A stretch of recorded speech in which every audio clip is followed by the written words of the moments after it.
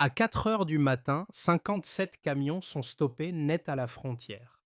Assez d'armes pour équiper une armée entière, et pourtant une chaîne logistique qui a failli passer sous le radar, révélant un basculement brutal d'échelle. Que signifie ce choc pour la souveraineté, la crédibilité et le contrôle du territoire, et pourquoi Ibrahim Traoré se retrouve-t-il au centre d'un test immédiat pour l'État? Une onde de choc s'étend déjà au Sahel. Cette séquence propose une lecture structurée de l'événement, au-delà de l'image spectaculaire des camions immobilisés. Elle offre un cadre factuel pour juger des décisions nationales imminentes. L'enjeu n'est pas seulement de comprendre ce qui a été intercepté, mais de mesurer ce que cette saisie révèle des failles, des capacités et des marges de manœuvre de l'État. En moins de 24 heures, un incident frontalier devient une affaire d'État avec des conséquences sécuritaires, économiques et diplomatiques qui dépassent le territoire burkinabé. Pour le Burkina Faso, le défi central est clair: affirmer la souveraineté sans déclencher une spirale d'escalade. Pour les pays voisins, il s'agit d'éviter un effet domino qui déplacerait les routes et les risques. Pour les acteurs extérieurs, la question porte sur les responsabilités, les limites de l'intervention et le coût de l'inaction. Chaque décision prise dans ce contexte crée des gagnants et des perdants, visibles ou différés. La suite s'organise autour d'un fil directeur simple: transformer un choc sécuritaire en levier de stabilité durable. La réponse apportée dira si cet événement reste un épisode isolé ou s'inscrit dans une trajectoire plus profonde. En quelques heures, l'affaire change d'échelle. 57 camions, près de 25 000 fusils d'assaut et 70 000 grenades sont immobilisés. Ce volume suffit à équiper une force militaire complète, ce qui exclut d'emblée l'hypothèse d'un trafic local improvisé. Avant l'aube du 16 août 2025, le convoi n'était qu'un signal faible parmi d'autres. Des axes secondaires, des horaires inhabituels, des flux commerciaux opaques dans une région habituée au transit discret. Pris isolément, aucun indice ne justifiait une alerte nationale. Ensemble, ils composaient une normalité trompeuse, précisément conçue pour exploiter les angles morts. Le risque principal résidait alors dans l'invisibilité. Après l'interception, la lecture bascule. L'information remonte rapidement du terrain vers le sommet de l'État. Ibrahim Traoré est informé presque immédiatement de l'ampleur potentielle de la saisie. Le volume, la nature des armes et la coordination observée excluent toute improvisation. L'événement devient politique dès les premières confirmations, car il met en jeu la crédibilité des mécanismes de contrôle et la capacité à protéger le territoire. L'enquête initiale ajoute une couche décisive. Les numéros de série révèlent des provenances multiples, issus de stocks de conflits passés et de circuits plus récents. Cette diversité implique une coordination longue, coûteuse et structurée. Transporter un tel arsenal sur plusieurs axes transfrontaliers suppose des relais fiables, des calendriers précis et une capacité à neutraliser les contrôles sans attirer l'attention. Le contexte régional accentue encore la portée de la découverte. Le Sahel combine frontières étendues, zones peu surveillées et instabilité persistante. La saisie du 16 août révèle brutalement ces fragilités. Elle montre aussi que le Burkina Faso n'est pas seulement un point de passage, mais une cible potentielle dans une stratégie plus large de déstabilisation. À ce stade, une certitude s'impose: l'interception n'est pas une fin. Elle ouvre un cycle où chaque décision comptera davantage que l'événement lui-même, et où la réponse de l'État sera observée bien au-delà de ses frontières. Au cœur de l'interception, un nom émerge rapidement: le capitaine Moussa Kaboré. C'est lui qui prend la décision d'arrêter le convoi à l'aube sans certitude absolue sur son contenu, ni sur les forces susceptibles de le protéger. Le risque est immédiat, pour lui et pour ses hommes. Cette initiative marque pourtant un basculement. L'État reprend l'initiative sur le terrain, là où l'inertie aurait pu prévaloir. Le premier impact est opérationnel. En immobilisant 57 camions, Caboret interrompent une chaîne logistique conçue pour la discrétion. L'effet est tangible. Inventaire, sécurisation du périmètre, remontée rapide des informations. En quelques heures, ce qui aurait pu rester un signal faible devient un fait central, impossible à ignorer. L'action locale déclenche une réaction nationale. Le second impact est symbolique. Les images des camions immobilisés circulent largement. Elles contrastent avec un climat d'insécurité devenu familier. Pour une partie de la population, ce geste incarne un retour visible de l'autorité publique. Pour les forces de sécurité, il agit comme un signal interne. L'initiative individuelle, lorsqu'elle s'aligne avec l'intérêt national, peut produire un effet stratégique. Très vite, cette séquence trouve un écho politique. Elle offre un point d'appui au discours présidentiel sans que celui-ci ait besoin d'en amplifier la portée. Ibrahim Traoré peut s'appuyer sur un fait concret plutôt que sur une promesse. La décision de terrain devient un récit fondateur, mobilisé pour rappeler que le territoire n'est pas abandonné. En clair, une décision locale peut reconfigurer un rapport de force nationale. Avant l'interception, tout fonctionne selon une routine maîtrisée. Les camions circulent sur des axes secondaires, à des horaires choisis pour éviter la tension. Les documents accompagnant le convoi ne déclenchent aucune alerte immédiate. Chaque maillon paraît banal, presque administratif. Cette normalité apparente constitue la première ligne de défense du réseau. Rien ne presse, rien ne déborde, et le silence protège l'ensemble. L'activation survient à l'aube du 16 août 2025. Le contrôle s'intensifie, les véhicules sont immobilisés et la chaîne logistique est rompue net. En quelques minutes, l'opération bascule d'un flux discret vers un incident visible. Les premières vérifications confirment que l'enjeu dépasse largement un simple transport illicite.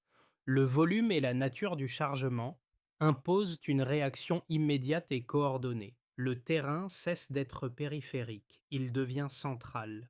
Le point culminant intervient lorsque l'information remonte vers le sommet de l'État. Les confirmations successives éliminent les hypothèses rassurantes. Les armes sont nombreuses, variées et manifestement destinées à une distribution structurée. Ibrahim Traoré est informé presque en temps réel. À cet instant, la gestion de crise change de nature. Il ne s'agit plus de sécuriser un périmètre, mais d'anticiper les conséquences politiques, diplomatiques et symboliques d'une révélation majeure. Les heures suivantes sont marquées par une accélération contrôlée. Les autorités ordonnent l'inventaire précis du matériel, la mise sous scellé des documents et la sécurisation renforcée des sites sensibles. Chaque étape révèle un degré supplémentaire de préparation en amont. Les itinéraires, les calendriers et les provenances suggèrent une planification étalée sur plusieurs mois. La chronologie raconte désormais une opération structurée, capable de traverser des frontières sans rupture apparente. Les répliques commencent presque immédiatement. À l'intérieur du pays, les images des camions immobilisés circulent rapidement. Elles produisent un effet paradoxal. La peur, liée à l'ampleur de la menace, coexiste avec une fierté nouvelle liée à l'action menée. Le récit dominant se déplace, d'une insécurité subie vers une capacité de réaction démontrée. Ce glissement n'efface pas les risques, mais il modifie la perception du rapport de force. À l'extérieur, les réactions se multiplient.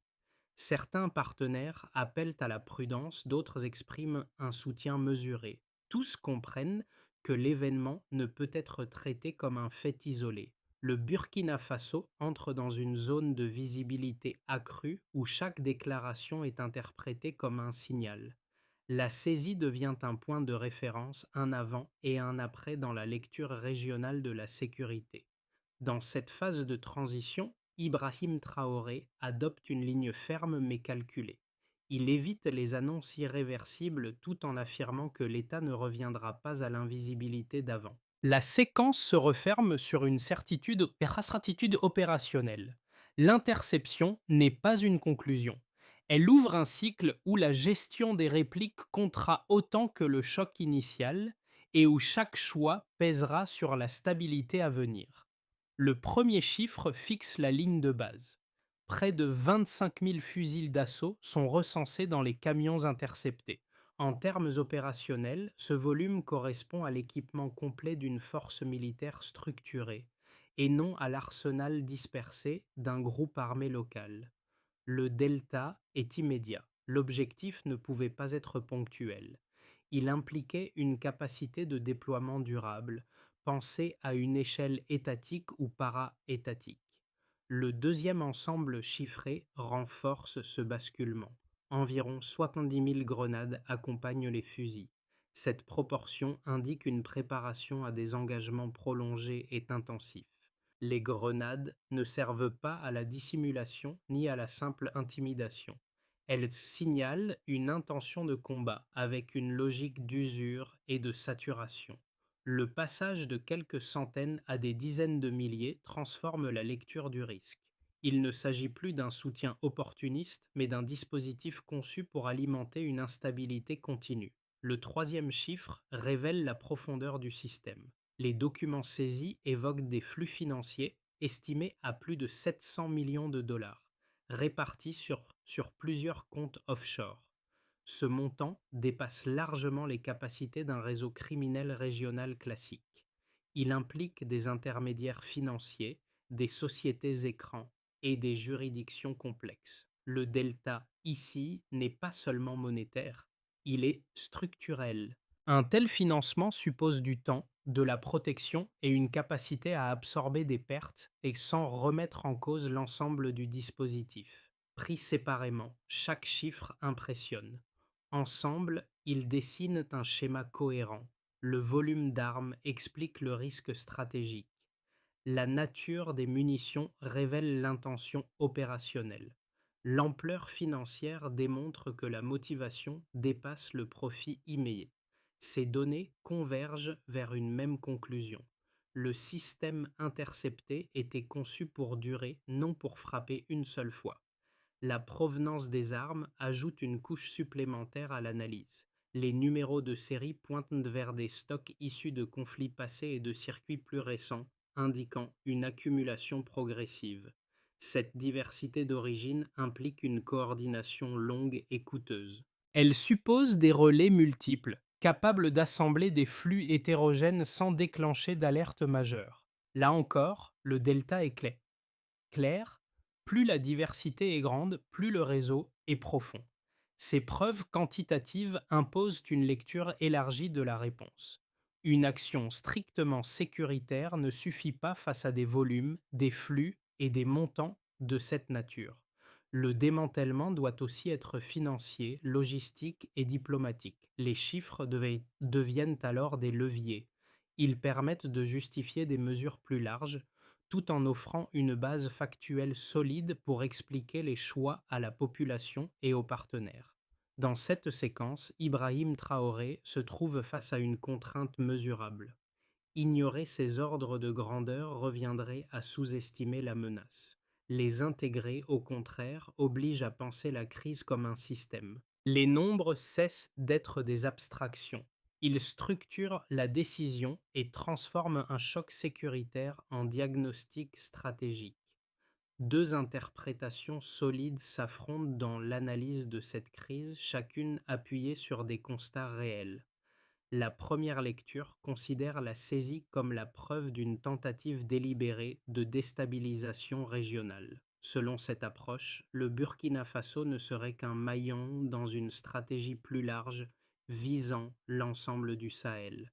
Le volume d'armes, la diversité des provenances et la sophistication logistique indiqueraient une volonté d'alimenter durablement des groupes armés afin de maintenir un niveau d'instabilité suffisant pour affaiblir les États.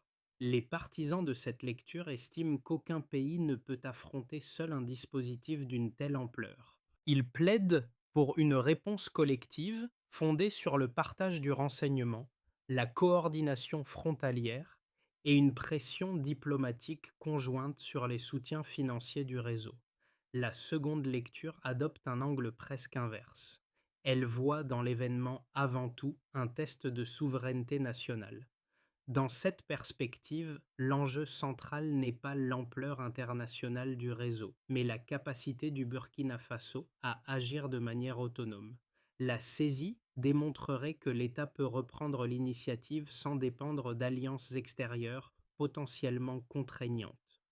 Les défenseurs de cette approche craignent qu'une internationalisation excessive de la réponse n'ouvre la porte à des ingérences politiques ou à des conditions imposées susceptibles de diluer le contrôle national. Ces deux positions ne s'annulent pas. Elles mettent en lumière des priorités différentes. Les chiffres, hélas, et les flux financiers appuient clairement l'hypothèse d'un réseau transnational structuré. Dans le même temps, l'efficacité de l'interception montre que des décisions locales peuvent produire un effet stratégique immédiat. La question devient donc une affaire de hiérarchisation plutôt que de choix binaires. La ligne esquissée par Ibrahim Traoré tente de combiner ces logiques. La communication insiste sur la souveraineté et la capacité d'action nationale, tout en laissant la porte ouverte à des coopérations ciblées. Cette position intermédiaire cherche à éviter deux écueils: l'isolement, qui fragiliserait le pays face à un réseau puissant, et la dépendance, qui pourrait affaiblir la maîtrise politique de la réponse.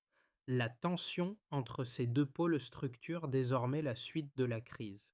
Et puis, tout bascule à cet instant précis. Au cœur de l'enquête, un élément change la lecture globale de la crise. La saisie ne révèle pas seulement un réseau armé sophistiqué, mais un système capable d'opérer dans la durée sans exposition immédiate. Les documents récupérés montrent une capacité à absorber des pertes, à déplacer des routes et à maintenir des flux malgré les interceptions. Cette résilience transforme l'événement initial en signal d'alerte stratégique. Ce constat modifie la position de l'État. Tant que la menace était perçue comme ponctuelle, une réponse essentiellement sécuritaire pouvait suffire. Dès lors qu'elle apparaît structurelle, le cadre d'action s'élargit. La question n'est plus seulement d'empêcher un convoi de passer, mais de comprendre comment un dispositif aussi lourd a pu fonctionner sans déclencher d'alerte précoce. Le regard se déplace des routes vers les mécanismes. À ce point médian, la crise cesse d'être l'histoire d'une interception réussie. Elle devient celle d'une architecture invisible, faite de relais logistiques, financiers et politiques. Cette prise de conscience impose un changement de rythme. Les décisions doivent désormais viser la durée, pas l'urgence. Pour Ibrahim Traoré, ce moment marque une inflexion. La souveraineté ne se joue plus uniquement sur le terrain, mais dans la capacité à démanteler un système entier. Le succès initial crée une obligation nouvelle: transformer une victoire tactique en stratégie soutenable. Pour l'État, la première conséquence est institutionnelle. La saisie impose une reconnaissance des failles, mais elle offre aussi un levier d'action immédiat. Les autorités accélèrent les audits internes, renforcent la coordination entre armée, police et douane et réévaluent les priorités de contrôle territorial. Cette dynamique améliore la crédibilité à court terme, tout en exposant davantage les choix publics à l'examen. Dans ce cadre, Ibrahim Traoré met l'accent sur la visibilité et la cohérence de la réponse afin d'éviter que l'événement ne se dissolve dans une gestion technocratique. La contrainte est claire: chaque mesure doit être lisible pour consolider la légitimité. Pour les acteurs économiques, l'effet est ambivalent. À l'extérieur, une prudence accrue s'installe. Certains investisseurs retardent des décisions, craignant une escalade régionale ou des perturbations logistiques. À l'intérieur, un mouvement inverse apparaît. Les circuits financiers nationaux enregistrent un repli de confiance vers les institutions locales, perçues comme plus actives et plus présentes. Cette dissymétrie crée une zone de transition. L'économie ne bascule pas, mais elle avance avec retenue. La stabilité politique devient alors un facteur aussi déterminant que les indicateurs classiques. Pour la population, l'impact est d'abord psychologique et social. Les images des camions immobilisés agissent comme des symboles. Elles rappellent l'ampleur de la menace tout en nourrissant un sentiment de fierté collective. Dans les centres urbains comme dans les zones périphériques, le discours évolue. Il ne s'agit plus seulement de subir l'insécurité, mais de constater une capacité de réaction. Cette perception renforce la cohésion nationale sans effacer les inquiétudes quotidiennes. Elle transforme la peur diffuse en vigilance active, plus exigeante à l'égard de l'action publique. Pour l'environnement régional, enfin, la saisie agit comme un signal d'alerte. Les pays voisins observent attentivement la réponse burkinabé. Certains y voient un précédent encourageant, susceptible d'inspirer des mesures similaires. D'autres redoutent un déplacement des routes de trafic vers leur territoire. Dans tous les cas, les calculs stratégiques évoluent. Le Burkina Faso cesse d'être perçu comme un espace passif et devient un acteur capable d'influencer l'équilibre sécuritaire du Sahel. Cette visibilité accrue implique un coût diplomatique, mais elle ouvre aussi des marges de coopération ciblées. Pris ensemble, ces effets dessinent un paysage contrasté. Le succès opérationnel crée des attentes élevées. La crédibilité gagnée impose une constance dans l'action. Pour Ibrahim Traoré, l'enjeu est désormais de convertir ces conséquences immédiates en trajectoires durables afin que l'événement ne reste pas un pic isolé, mais un point d'inflexion mesurable dans le temps. Si l'on se projette, une première trajectoire possible serait celle d'une stabilisation sous tension. Dans cette trajectoire, les mesures engagées après la saisie sont consolidées sans rupture majeure. Le contrôle des axes sensibles s'améliore, la coordination entre services progresse et certaines routes de trafic sont durablement perturbées. Les réseaux s'adaptent mais à un coût plus élevé. La sécurité reste fragile, sans effondrement ni amélioration spectaculaire. L'économie avance prudemment, freinée par l'incertitude extérieure tandis que la dynamique interne amortit les chocs. Ce scénario exige une gestion constante, où la fatigue institutionnelle devient le principal risque. On peut aussi imaginer une trajectoire plus optimiste, où l'on verrait une accélération vertueuse.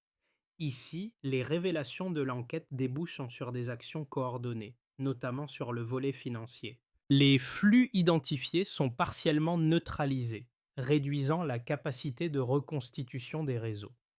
Des coopérations ciblées avec les voisins deviennent plus opérationnelles sans dilution du contrôle politique.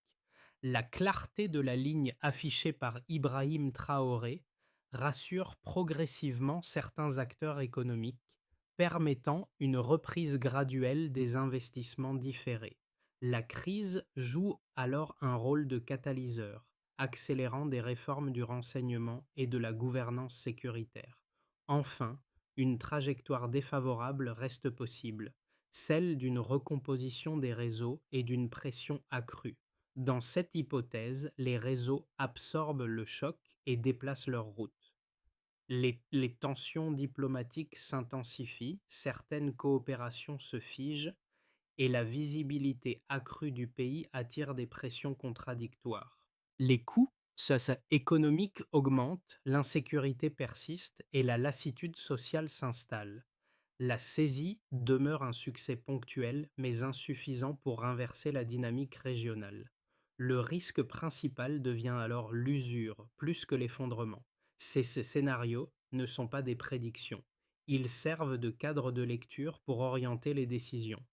La question structurante est simple: quelles actions prises aujourd'hui réduisent le coût du pire tout en augmentant la probabilité du meilleur? Penser en scénario permet de hiérarchiser les priorités sans s'enfermer dans une vision unique et de juger la cohérence des choix au fil du temps. Pour le citoyen burkinabé, cette séquence redéfinit le rapport à l'État. La saisie des camions montre que l'action publique peut produire des résultats visibles même dans un environnement contraint. Cela ne supprime ni l'insécurité quotidienne, ni les difficultés sociales, mais cela modifie l'attente. Le débat ne porte plus uniquement sur la survie immédiate, mais sur la capacité à maintenir l'initiative dans la durée. Cette attente nouvelle rend la population plus attentive et plus exigeante à l'égard des décisions prises. Pour les acteurs économiques locaux, l'événement agit comme un signal contrasté. À court terme, l'incertitude persiste et incite à la prudence. Les projets avancent plus lentement, les engagements sont réévalués. En parallèle, la démonstration d'autorité et de coordination renforce l'idée que des règles peuvent être appliquées de manière cohérente. Cette perception, souvent invisible dans les indicateurs, influence la confiance, l'accès au crédit et la volonté de rester engagé sur le territoire. Pour les observateurs régionaux et internationaux, le cas burkinabé devient un point de référence. Il illustre les dilemmes auxquels sont confrontés les États du Sahel: agir seul ou s'appuyer sur des cadres collectifs, affirmer la souveraineté sans s'isoler, répondre vite sans s'enfermer dans l'escalade. La trajectoire suivie par Ibrahim Traoré est scrutée non comme un modèle figé, mais comme une expérience en cours, riche d'enseignements. Pour le lecteur, l'enjeu est désormais clair. Comprendre cette séquence permet de distinguer les gestes symboliques des changements structurels. Cela aide à lire les signaux faibles, à suivre les décisions concrètes et à juger si la crise débouche sur une transformation durable ou sur un simple répit. L'attention se déplace du choc initial vers la cohérence dans le temps. La première étape concerne le contrôle territorial. Les autorités concentrent leurs efforts sur les zones frontalières identifiées comme sensibles en combinant forces militaires, douanes et relais civils. L'objectif n'est pas seulement d'intercepter, mais de rendre les itinéraires imprévisibles. Multiplier les points de friction augmente le coût opérationnel des réseaux et réduit leur capacité à reproduire des schémas routiniers. La deuxième étape place le renseignement au centre du dispositif. L'enquête a mis en évidence des lacunes de coordination entre services. En réponse, l'État cherche à centraliser l'analyse des informations afin de détecter plutôt les signaux faibles. Pour Ibrahim Traoré, cette dimension est stratégique. Anticiper vaut davantage que réagir. Transformer des données dispersées en décisions exploitables devient un indicateur clé de performance. La troisième étape vise le volet des financiers. Les flux identifiés imposent un suivi renforcé des transactions suspectes et une coopération ciblée avec des partenaires capables d'agir sur les circuits offshore. Cette action est moins visible que les opérations de terrain, mais elle est décisive. Sans financement, la logistique perd sa cohérence et sa capacité de résilience. La quatrième étape est diplomatique. Il s'agit de dialoguer avec les voisins et certains acteurs extérieurs sans renoncer à la souveraineté. La coopération est pensée comme un outil, non comme une délégation. Elle se mesure à des résultats concrets plutôt qu'à des annonces symboliques. Enfin, la cinquième étape concerne la communication sociale. Maintenir la cohésion nationale exige une information claire, régulière et compréhensible. Expliquer ce qui est fait, ce qui ne l'est pas encore, et comment les progrès seront mesurés, permet de transformer l'adhésion émotionnelle en soutien durable. Cette feuille de route ne garantit pas le succès, mais elle trace une trajectoire lisible à moyen terme. Au fil des semaines, un symbole s'impose progressivement dans le récit national, celui des armes qui ne servent plus à détruire. Leur mise hors d'usage, strictement encadrée, agit comme une métaphore puissante. Ce qui devait nourrir la violence devient la preuve tangible qu'un mécanisme peut être stoppé. Dans ce glissement symbolique, la crise change encore de nature. Elle ne se résume plus à une menace évitée, mais à une capacité retrouvée à reprendre la main. Ibrahim Traoré s'appuie sur cette image pour refermer la séquence émotionnelle. Le discours reste sobre. Il ne promet ni sécurité immédiate ni victoire définitive. Il insiste sur une idée simple. La souveraineté ne se proclame pas, elle se pratique. Chaque décision, chaque réforme, chaque geste compte davantage que les déclarations solennelles. Cette retenue renforce l'impact du message en l'ancrant dans des actes observables plutôt que dans une rhétorique excessive.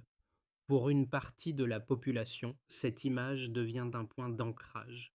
Elle permet de relier un événement anxiogène à une perspective constructive.